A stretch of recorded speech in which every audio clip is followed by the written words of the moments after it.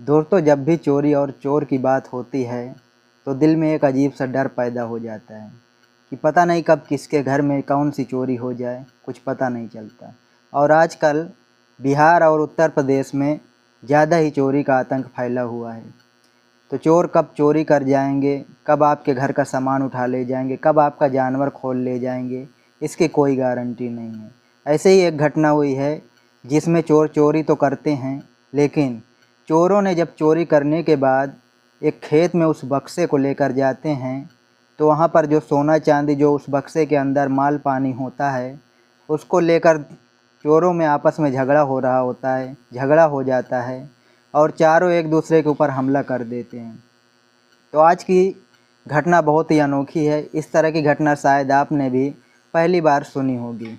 तो चलिए कहानी को शुरू करते हैं। चोरों की कहानी एक ऐसा सच है जिसे सुनने के बाद शायद आज आपको अच्छा लगने वाला है। जहां चोरों का नाम सुनकर हम और आप डर जाते हैं, वहीं एक चोरों की ऐसी कहानी जहां आपस में ये चोर कैसे मरते हैं, क्या घटना घटित होती है उस रात, आखिर क्या हुआ उनके साथ, उन सारी चीज़ों पे बात कर रहे हैं। उत्तर प्रदेश के बदायूं का एक इलाका पड़ता है। बदायूं मेन शहर से तकरीबन 3 किलोमीटर दूरी पर एक गांव पड़ता है। उस गांव में रहने वाले रामचरण, जिनकी उम्र 55 साल होती है। रामचरण के 2 बेटे होते हैं, रिंकू और पिंटू। ये दोनों बाहर प्रदेश में रोजगार करते हैं। इनकी रोजगार बड़ी अच्छी थी और घर पे सिर्फ रामचरण ही परिवार को संभालने वाले थे। रिंकू और पिंटू के बीवी बच्चे भी थे। ये अपने बीवी बच्चों को लेकर बाहर प्रदेश नहीं रहते थे। ये अपने पिता की सेवा करने के लिए घर पर परिवार में ही छोड़ दिए थे। अब दोनों बहुएं और दोनों बच्चे जो बहुओं के बच्चे थे, वो सब रामचरण के ही संरक्षा में पल रहे थे, पढ़ रहे थे और बढ़ रहे थे। बहुत अच्छा खासा सब कुछ इनके जीवन में चल रहा था। लेकिन एक दिन अचानक रात ऐसी आती है जिस रात की कल्पना रामचरण के पूरे परिवार ने अपने जीवन में कभी शायद सोची ही नहीं होगी। होता ये है कि रात में चोर घुसते हैं। संख्या कितनी थी ये तो पुलिस ने अभी तक आंकड़ा नहीं लगा पाया। चोर घुसते हैं, क्या करते हैं, कैसे करते हैं, किस रास्ते से घुसते हैं, ये भी कोई नहीं जान पाया। अपने अपने आंकड़े सिर्फ परिवार के लोग लगा रहे हैं। किसी का कहना है कि छत के रास्ते घुसे हैं, किसी का कहना है कि पीछे खिड़की के रास्ते घुसे हैं, कोई कहता है किसी तरीके से। तो तमाम प्रकार की बातें परिवार में चल रही थी। चोर अंदर एंट्री करते हैं। पहले तो दोनों बहुएं जो कमरे का एक एक चीज़ होता है उनको तलाशते हैं। जो भी गहने, जो भी नकदी, 4-10 हज़ार जो भी उनको मिलता है, सारे पैसे इकट्ठा करके उठा ले जाते हैं। उठाने के बाद एक बक्सा होता है जिसका लॉक यानी कि ताला शायद चोर नहीं खोल पा रहे थे। फिर चोरों ने सोचा होगा कि शायद इसमें कुछ कीमती सामान होगा।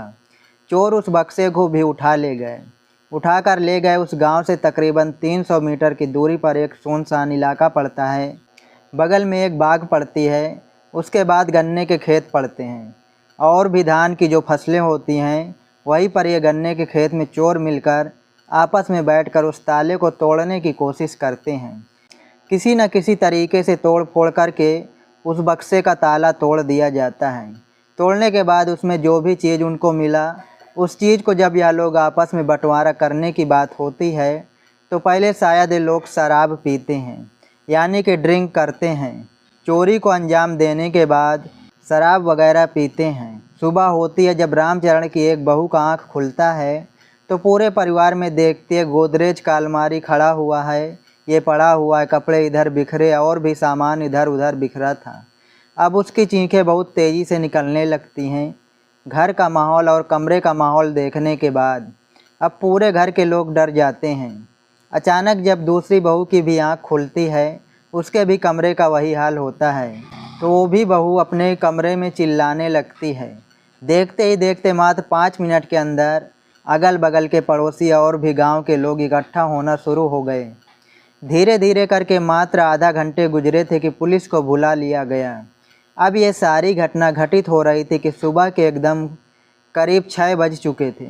पुलिस पूरे मामले को छानबीन कर रही थी, लोगों से पूछताछ कर रही थी। लेकिन जब सब लोग सोए थे तो पता किसको चलेगा। धीरे धीरे करके गांव का ही एक व्यक्ति उस जगह पे शौच करने के लिए गया तो उसने देखा कि गन्ने के खेत के पास एक आदमी कराह रहा है, उसके चिल्लाने की आवाज़ आ रही, दर्द से तड़प रहा है, उसकी थोड़ी थोड़ी चीखें निकल रही हैं। अब वो उस गन्ने के खेत के पास दबे पाँव तो बढ़ता है। डर तो उसको भी बहुत लग रहा था। जैसे वो बढ़ता है देखता है 3 की तो लाशें पड़ी हुई थी, खून से लथपथ थी, और एक वो भी खून से लथपथ था, लेकिन उसकी सांसें चल रही थी और दर्द से कराह रहा था। अब ये चीज़ें देखने के बाद छाती पीटता हुआ गांव की तरफ आता है। इधर गांव में पुलिस छानबीन कर रही होती है कि पुलिस भी मौके पर उस जगह पर पहुंचती है।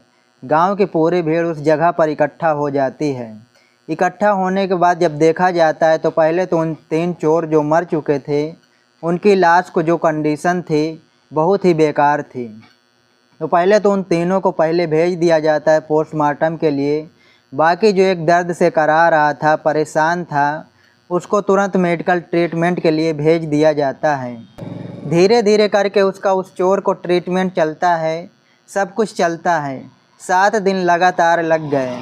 ट्रीटमेंट पूरा होने के बाद जब वो कुछ बोलने की अवस्था में आता है तो गांव के सारे लोग और पुलिस पूरी प्रशासन ये जानने की कोशिश कर रही थी कि आखिर उस रात इन 4 लोगों के साथ क्या हुआ था। फिर चौथा चोर जो कि ज़िंदा बच चुका था, उससे जब पूछताछ किया गया तो उसने पूरी घटना के बारे में बताया। जो घटना अभी तक आप मुझसे इस वीडियो में सुन पा रहे हो, पूरी घटना के बारे में बताया कि कैसे उन लोगों ने चोरी को अंजाम दिया। और जब वो गन्ने के खेत में लाए उस बाक्स को तोड़े तो बाक्स से कुछ सोने के आभूषण और भी निकले, क्योंकि शादी विवाह में अक्सर घर के बुजुर्ग दिया करते थे। अब उन्हीं आभूषणों के बंटवारे को लेकर चोर आपस में भिड़ गए थे। धीरे धीरे करके चौथा जो बच चुका था उसी ने बताया कि पहले तो हम लोग उसको तोड़ने के बाद हम लोगों में कोई विवाद नहीं था। उसके बाद पहले हम लोग ड्रिंक करते हैं, सिगरेट पीते हैं, उसके बाद बातचीत बढ़ती है। धीरे धीरे करके बंटवारा को लेकर कि कौन सी चीज़ कौन लेगा, इसी में थोड़ी हम लोगों में कहा-सुनी हो गई। उसके बाद मारपीट होना शुरू हो गया और चारों के पास धारदार चीज़ें मौजूद थी, जिससे चारों किसी न किसी को गर्दन पे वार किया, किसी के पेट पे वार किया, किसी के पेट पे वार किया। इसी तरीके से धीरे धीरे करके मात्र 20 मिनट के अंदर चारों आपस में मर मिट गए। लेकिन इत्तेफाक से वो चौथा चोर बच गया। पुलिस ने उसका बयान दर्ज कर लिया। बयान दर्ज करने के बाद उसका ट्रीटमेंट अभी भी चल रहा है। जैसे ही वह स्वस्थ होता है तुरंत उसको न्यायालय में पेश किया जाएगा। न्यायालय में पेश करने के बाद और भी चीज़ों के बारे में जानकारियाँ ली जाएंगी कि और भी वो लोग किस किस जगह पर कौन कौन से घर में आज तक घटना को अंजाम दिए हैं। रही बात रामचरण जी के घर का, तो जितना भी चीज़ और चोर उठा कर ले गए वो सारी चीज़ रिकवर हो गई, उसी गन्ने के खेत में मौजूद मिली। और भी चीज़ पाए गए जो कि रामचरण ने ये भी बताया कि ये चीज़ शायद मेरे परिवार के नहीं हैं। अब चोरों के पास से वो जो चीज़ पाने के बाद पुलिस ने उन चीज़ों को अपने कस्टडी में ले लिया है। जितनी चीज़ रामचरण की थी, जो रामचरण ने बताया, उन चीज़ों को पुलिस वालों ने रामचरण को वापस रिटर्न कर दिया। तो चोरों की एक ऐसी कहानी शायद कम सुनने के मिलती है, जहां आज तक हम ये सुनते पा रहे हैं कि चोरों ने घर में घुसकर लोगों की हत्या कर दी, मार दिया, बहू बेटियों के साथ गलत काम कर दिया। तरह तरह की घटनाएं हम सुनते हैं, लेकिन ऐसी घटना कम सुनने को मिलती है। शायद हर चोरों के साथ अगर यही हो तो हो सकता बहुत जल्दी करप्शन पे लगाम कसा जा सके।